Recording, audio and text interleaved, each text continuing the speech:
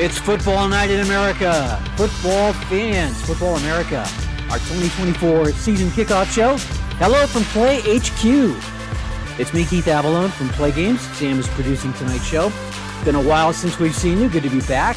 And very excited to get our Football America season going for you. We will preview all 16 teams, yes, including the 4 X-League teams and our 12 Football America teams in order from bottom to top. And you'll find out who our favorites is for the 2024 Football America title shortly. But since it's been a while since we've been together, I thought it would be a good idea to get you caught up on some news items quickly. So let's do that really fast first. Number one, we're headed to Salt Lake City in less than a month for a gamer get-together that we're calling Utah-tober. It's Saturday, October 12th at Haster Games in Midvale, Utah. We're going to have our annual Fall Classic pre-play with the History Maker Baseball in-season set and pick our World Series winner before it actually happens. Also, the final rounds of our Commissioner's Surprise Hockey Blast tournament will be on location at Haster Games in Salt Lake City. Totally free. Everybody's invited. Details are on the website. You can click the blog link or just kind of scroll down. You'll find the information about Utah-tober happening October 12th. Play.con 2025. Excited to say it's going to happen June 26th, 27th, and 28th. The last weekend in June 2025. We're just waiting on a contract from the hotel, which should happen next week sometime. Should be very similar to the last couple of conventions. Tickets will go on sale during our holiday sale, which we will also be talking about shortly. Our 2 new Studio Spicy games are on the way, Draft Duel and Myth Mash. They are on a boat somewhere in the Pacific Ocean right now. Expected arrival in Denver first week of October. We have set October 18th as the launch date for these 2 games, planning on having much celebration around these 2 very cool mass-produced games. So stay tuned for information on that. The holiday sales, talk quickly about that. It will be November 28th through December 1st. That is Black Friday through Cyber Monday, just like we've done for the past, I think about the past decade. We have Santa's elves hard at work on this year's holiday gift surprises, including a new holiday game, which we do every year, and every year it's kind of like the highlight of it. So we are working on that, or Santa's elves are anyway. We'll have more details about that on the way, and also, of course, a pre-sale stream, which will happen just before Thanksgiving. With the holidays not far away, that brings us to our final piece of news item, and that news information, that is that with the year winding down, we're winding down our series of card set releases for 2024. Tonight, of course, we're going to release the 2024 Football America season. Next week, it's the 2023-24 Pro Hockey season cards for Hockey Blast in anticipation of our annual Commissioner's Surprise Tournament. We want to get those cards out there so the community can participate in the first rounds of the tournament, as we've done in years past. Week after that, first week of October, it is the 2002 Pro season for Red, White, and Blue Racing, our latest vintage racing season. It's kind of hard to think of 2002 as vintage, but it's over 20 years ago, and it was a great season. Really, Jimmy Johnson's rookie year was a terrific season. And we're excited to get it out there on your game table the first week of October. And then in mid-October, it's the 2025 Wrestling America Federation card set. We do that every 2 years, and we're overdue. We're going to have a big wrestling show with Steve Tower on All Hallows Eve, including a three-for-all throwdown and much other pandemonium. Chaos will ensue. So plan on joining us All Hallows Eve. We don't have an exact date for that since Halloween is actually on a Thursday. We'll probably do it either a couple days before Halloween or possibly the Thursday before. But we are planning a big wrestling show to showcase the brand new 2025 Wrestling America Federation card set for All Hallows Eve.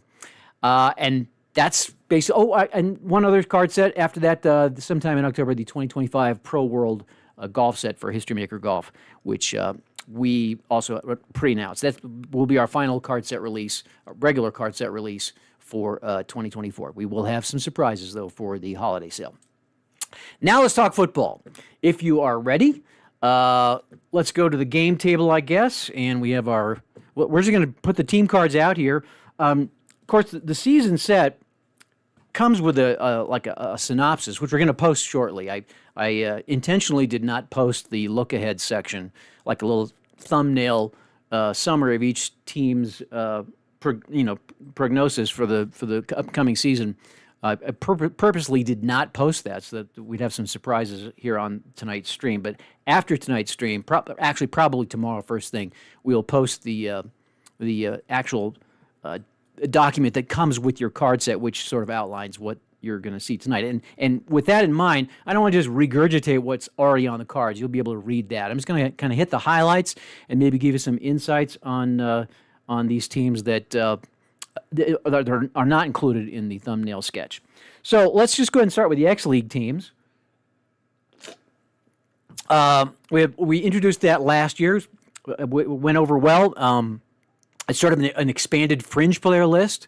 Rather than having a list of fringe players, we actually created some teams. It's like a spring league. You can look at it like a spring league or as a minor league, or you can look at it. You could put these teams in your Football America if you wanted to. And have them, compete as sort of bottom feeders. But we recommend it as like a developmental league. You can draw from these teams to supplement teams that suffer injuries during your regular season. But they are, self-contained teams. And for the first time this year, last year we introduced this. This year we are reintroducing it. We added finder columns, so you actually can play these as teams if you want to. So let's start with Dallas. Dallas is the and of course the X League teams. They're really not in any order. They're all about equal in terms of ability, which is to say not much. But there are some diamonds in the rough, and I'll just kind of point some of them out. Dallas's quarterback Hilo Singleton was promoted to the big leagues. He's now backing up a backup position in for one of the teams, which we'll reveal here shortly. So a lot of these teams have new players. Some of the players are holdovers from last year, and some of them are rookies. They're all marked with either the rookie symbol or the free agent symbol. If they have the rookie symbol, then they're a brand new player. If they have the free agent symbol, that means they played for some other team, like a Football America team last year and didn't make a roster but elected to play in the X League. If they do not have any symbol, that means they played in the X League last year. So, for example, Brandon Lindenfelder, the backup quarterback for Dallas, was also the backup quarterback last year for Dallas. So a lot of these, in Odrick Perry was their starting running back. So a lot of these players are holdovers. There are a few, players of note. Jonte Reed was one of Matt Harrell's big targets in Chicago for a number of years, played in the X League last year, and again is there this year. On the defensive side, pretty much nondescript. Jaron Scott has some Football America pedigree to him. A number of these guys are basically fill-in type players. So that's Dallas. Denver is the next team. Josh Peterson, sort of the Josh McCown of Football America. He played for many years for many teams in Football America, and just doesn't want to hang it up. He's like 38 years old, still slinging the ball in the X League. And there are a couple of other guys who are well known, or at least somewhat known. Bichon Watkins played for a number of years in Football America. Of course, some rookie players as well. And on the defensive side, I see Sean Lamar has some experience in Football America. Most of these guys are pretty new. The big name, though, Carson Eubank, is playing for Minnesota in the X League. Of course, he played for New York, played for a number of teams. At one time was kind of a rising star in Football America. Has elected to try to salvage his career by playing in the X League. So there he is. He's fairly well rated. Should do fairly well. He's got some experienced guys to throw to. Jemai Toney played for Detroit for a number of years. Wayne Stifler, the former San Antonio wideout, also now playing in the X League. So these guys could actually, do some damage in the X League competition. Defensively, nobody really of note that I can see. Josh Vale has a little bit of experience. And then that brings us to Pittsburgh. Rookie quarterback Payne Kenyon. The big rookie here, the only two rated players, a 2- on the run, Shug Granger from LSU, kind of a diamond in the rough player, rookie inside power runner. He may wind up in Football America at some point. Probably, if you may put him in this year if you want to. I suspect he might be on a roster in 2025. I am going to now move to the regular league here. Let's start with the bottom team. We're going to work our way from the bottom up. And we'll start with the bottom team, Orlando. They, of course, are not that far removed from having, performed in the playoffs with Matt Harrell at the controls. After they acquired him from Chicago, they were intent on making a deep playoff run. Harrell is retired, and that leaves journeyman quarterback Josh Yanagi to take up the slack. This is going to be a rebuilding year in Orlando. It's interesting. Last year, they picked up a number of players in support of Harrell. Hoyt Conde being one of them, picked him up from San Antonio. So they've got some remnants of a solid passing offense still left intact. Yusufa Ra'el, the wide receiver, Randon Woosma, Hoyt Conde, Will Shorter, a decent offensive line. There's just not a lot of support there other than those offensive linemen. Max Crespo, the tight end that they hooked up with Harrell, has been traded, as has Jarrell Strange, one of the other big offensive linemen, to kind of clear cap space and make way for a rebuild, which is definitely going to be happening in Orlando in 2024. Nothing much on defense, lots of holes as a matter of fact. Not much. They've got Trey Habert still putting pressure on from defensive end, but not much else. Holes in the backfield. Could be a pretty long season for Orlando. We expect them to be bringing up the rear and with a high draft pick for 2025. Next, so there's a gap, I would say, between Orlando and the rest. There's the kind of a glut in the middle here. So these teams the next 6-7 teams are not that far apart from each other, but for the sake of ranking them, we'll just go in this order. Next will be New York. They'd hoped to be higher, and indeed they have a decent team, not a great team. Mason Cubido, their quarterback, who they kind of put their chips in his basket, kind of has regressed a little bit for 2024. They still have Desmiel Harper, who's kind of like the Saquon Barkley of Football America, kind of all-purpose, can run, can catch the pass, explosive. They got one of my favorite players, Reed Rutkowski, sort of a Taysom Hill type guy, catches the ball, can also play quarterback and throw the ball and run the ball. Decent offensive line, particularly with KP Noonkester, one of the top linemen in Football America. But overall, they're going to be held back by Cubido and his lack of progress. On defense, pretty good actually on defense. They get both Jacques Farrier and Tupac Rockman providing pressure and coverage from the linebacker position. Jatavis Swopes on the outside. So they've got decent pressure on the front. Their defensive backfield is not bad either. Tyshawn Diggs has an interesting boutique rating. He's rated 2, superior pass coverage when New York is trailing, which could be quite often in 2024. Next is San Antonio, and again, this team is we've listed them as third from the bottom, but in reality, they could very easily be a 500 ball club. Billy Whittle is back. He was out last year with an injury. He has returned. They put their draft capital on a big rookie running back from Texas, Shadi McCutcheon, who should provide some power up the middle. Offensive line is middling, but not horrible. They've got a couple of offensive weapons in True Peters Kellogg and Troxell Horton. On defense, they're pretty strong on defense. In fact, we featured them on our product page because I felt like they have one of the better defenses in Football America, especially at cornerback with Cameron Light Jones and Shaquan McCormick, both superior pass defenders. Jalen Johnson's a good, strong safety. A little bit weak on the defensive line. Not a lot of pressure, but fairly solid here in the middle. So their defense will hold its own.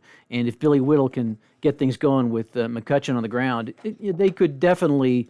It's not out of the realm of possibility that they could be a contender for a wild card playoff spot, possibly even the division crown, depending on how you set up your divisions. Next in the lineup is Portland. Again, this is not a bad club. Bryce Bollinger looks to have another solid year. Really one of the top quarterbacks in Football America. He's got great targets, and Cameron Dorsey, who they picked up as a free agent. Paul Habernell, one of the better tight ends in the league. Tremaine Clark, the last year's rookie running back Boston Dunston. Again, a great target out of the backfield. Solid on the run. A decent offensive line anchored by Brock Rouse. So they've got a good offense. Their defense also is not bad. I mean, they've got strength, particularly against the run, with McCurdy and Favreau. Pressure from Nagalafi. Here's where their weakness is: the linebacking crew is susceptible to the short chunk passes. So if they're going to be beat, this is where they're going to be beat. Is probably in the linebacking, and that's why they're lower ranked. Other than that, they're not a bad team. Next, Memphis. Again, Memphis, one of those teams that has strongly contended in recent years. Joe Maddox looks to have another solid year. One of the league's bellwether quarterbacks. They got Ryan Schaffenacker at tight end, who's one of the best. They lost Kivari Langhorne to free agency. Jamil Clipper Jr. is their top draft pick. He's going to try to step into those shoes and be the target that Langhorne was for Maddox. Also, they've got had to pick up some free agent help at running back with Keon Portress, their workhorse running back, having an injury issues that's going to keep him from producing like he normally does. So they picked Jalen Brown up just before the season began to kind of pick up the slack. But they've got weapons. They should be. You can see their offensive line is one of the better offensive lines in the league with Kyle England, Hirsch Hoda. Adam Wallin is another one of their top rookies. They got both Clipper and Wallin, Mickey Purcell. The weak link would be Cody Eason. On defense, again, not bad. Not much pressure from the front line. That's where their problems are going to be, and some weakness in the linebackers. But their defensive backfield is at least, I would say, a little bit better than average, probably C+. So if they can keep things moving on the ground with Maddox and his pass weapons, they could well contend for a wild card spot. Next on the list, St. Louis.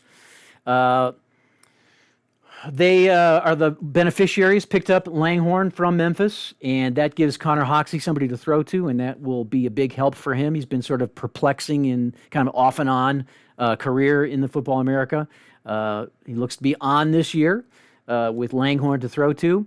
Also Jalen Young and of course, the explosive Toby Upchurch. They relied on him extensively last year. They won't have to do quite so much this year. And, of course, Bentavious Ely Jr., the running back. Their offensive line is solid. Defensively, again, solid. Trevante Fournette, the best cornerback in Football America. The defensive line, again, lacking in pressure.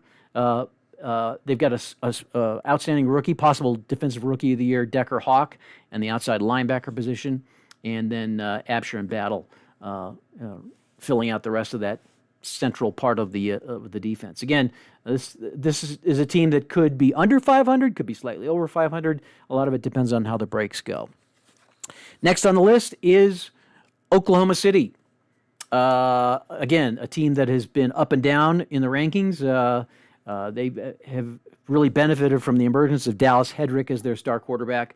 And the Hedrick to Juju Golden combination will again be one of the more prolific combinations in Football America. They're going to have to really kind of rely heavily on that, with some help from Garrison Newsome, their workhorse running back, because they don't have a lot of support elsewhere. They lost some key players in the offensive line, had to do some reshuffling there. Defensively, they're relatively strong. Not a lot of super superior players, although they got Trey Chacon and Coyote Richardson, a couple of good cornerbacks. Trahan Vigil is strong at free safety. Elsewhere, pretty average, but there should be enough here to generate a playoff run. Again, barring injury and maybe with a couple of breaks. Now we're moving into the upper half of the league. We're in the top quadrant, really. I guess we got, 5 teams left? And let me count. 1, 2, 3. Yes, we got 5 teams left. And next on the list is New England, which suffered through some bad chemistry last year. There's some grumbling. They had a contract fallout with Minka Elijah that just did not go well. So the front office has been cleaned out, the coaching staff's been cleaned out, and we got a new rookie quarterback in town, Seth Van Der Walle, who's looked pretty good in preseason. He's got an awesome front line with Holloway and Elijah, and Chandler Jackson, probably the top wide receiver in Football America. Running back is a problem. Their longtime running back, Hassan Driggs, has had injury problems the last few years, and this year he reported to training camp, just couldn't cut it, hung it up, and that kind of left the club without a real runner. They wound up picking up LaShawn Boomer on waivers. He will be their lead running back in sort of a running back by committee arrangement. But Van Der Walle with Daxon and a couple of other targets like Rhodes and Judy should keep this offense moving. The strength really is on defense, where they picked up 2 of the top defensive free agents available for 2024, and that would be Jaron Ismay and C.J. Cotner. Both of them signed with New England, and that just immediately makes them a much, much better defense. Uriah Smiley, already a solid, strong safety, and of course Arkevian Coy, who has not performed that well the last couple of years. I think he's been affected by the whole turmoil on the roster. He's bounced back and looks like he's going to have an awesome year. Their defensive line is, average, but you've got some playmakers in Ismay, Cotner, and Coy, and that should keep things very interesting and make New England probably the favorite in the Eastern Division. Next up is Detroit, another team that has been really solid the last several years. A championship caliber club, and it's really more of the same. They have had quite a bit of turmoil in the offensive line, though. A couple of retirements, some free agent departures. So their offensive line is not what it has been, and that could affect Chris Anzalone's performance. He could be running for his life for much of this year. He's got the same weapons at his disposal, John Sheets and Aquarius Stabo, and a great tight end in Austin Helsher. Artavius Taylor still in the backfield, again, one of the better runners in Football America. So he's got the skill positions are in good shape for Detroit, as they have been for the past few years. It's the offensive line that is knocked them down and throws kind of a question mark on the season. Defensively, they're solid in pretty much every area. Their cornerbacks are good with Mouton and Cantu. Linebackers, Loke Seo and Kevin Girard, who was the big free agent pickup last year. Some weakness in the pass rush, but not horrible. They should be able to get some pressure with Girard and John Wolf coming in pass situations. So again, they're not going to go 13-1, but they should be contending for that Central Division title. With this club, Chicago is pretty much status quo from last year, and they had a solid year last year. They're led by the league's most unorthodox quarterback, Bo Stover, who is a sort of a power-running quarterback, not as accurate as others in throwing the ball, but he can make the chains move. He likes to sling it downfield. Bomber quarterback. He has an inside run rating as well as an outside run rating, so he will be likely among their ball carrier leaders, yardage leaders, if not the leader.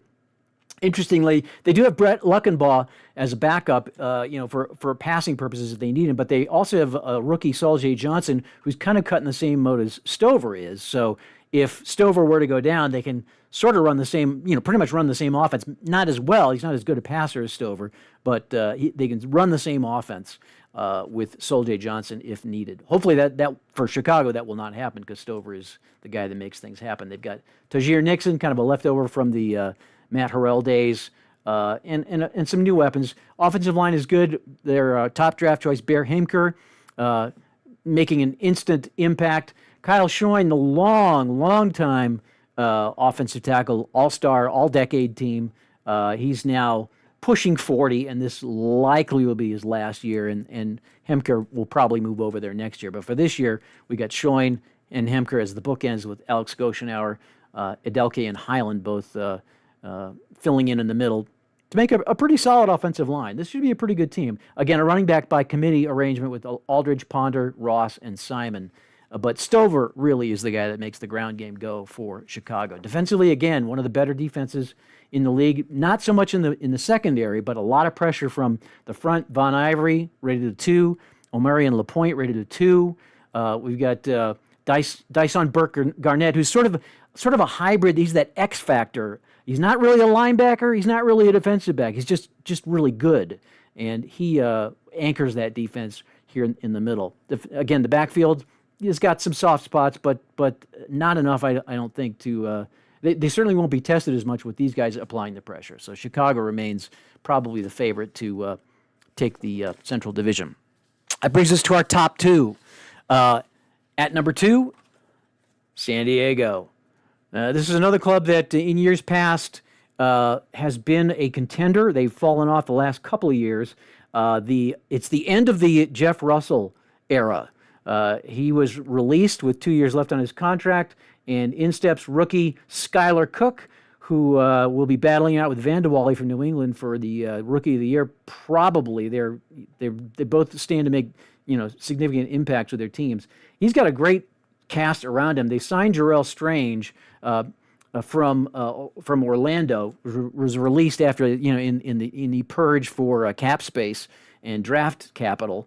So San Diego picks up Strange, but they also have Blackwelder and Domini, Julian Reese, a fantastic offensive line.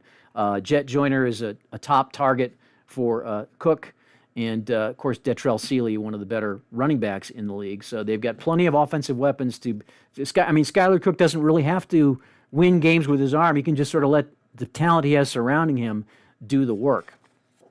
On defense, a good defense, not a great defense, but a good defense. Mostly ones.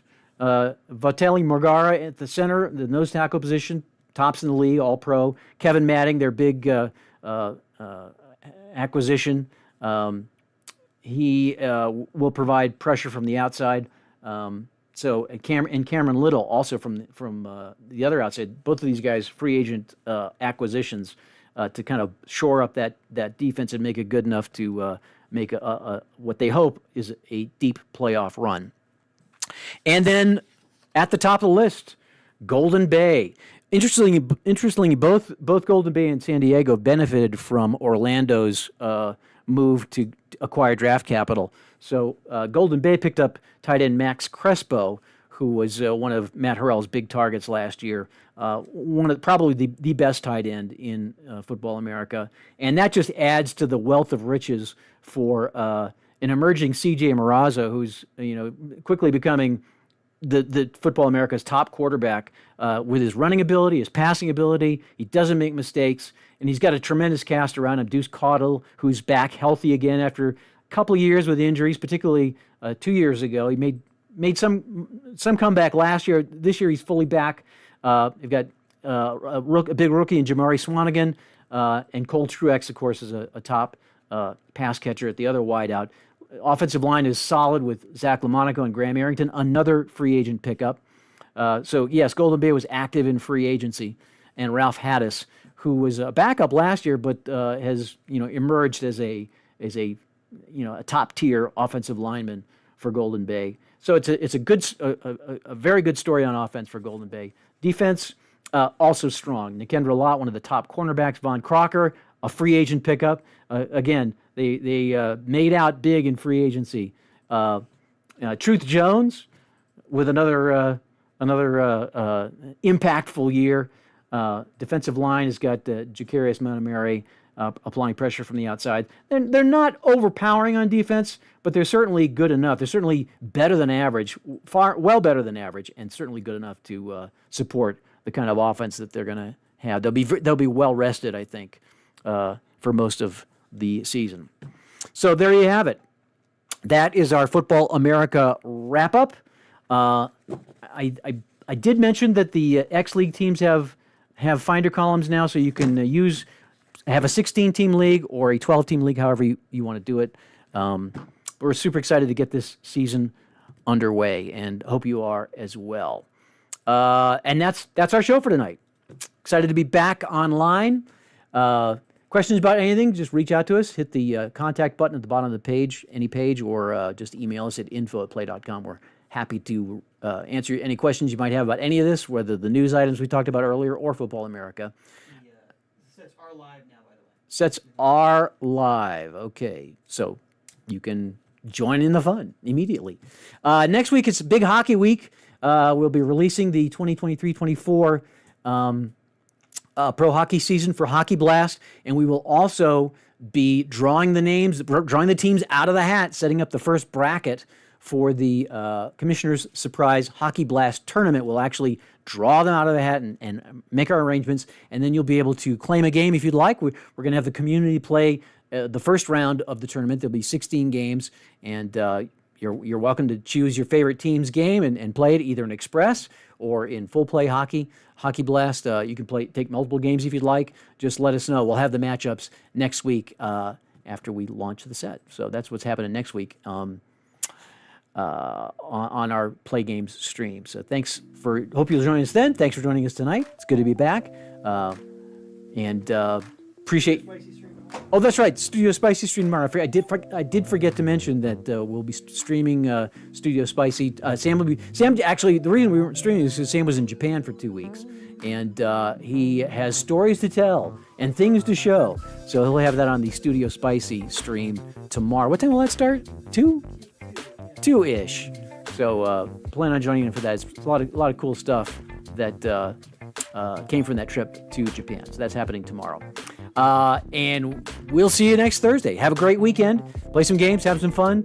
Tell the people you love that you love them. And we love you. Appreciate you being here as part of our great community. And we'll hope to see you next week right here at Play Space Live.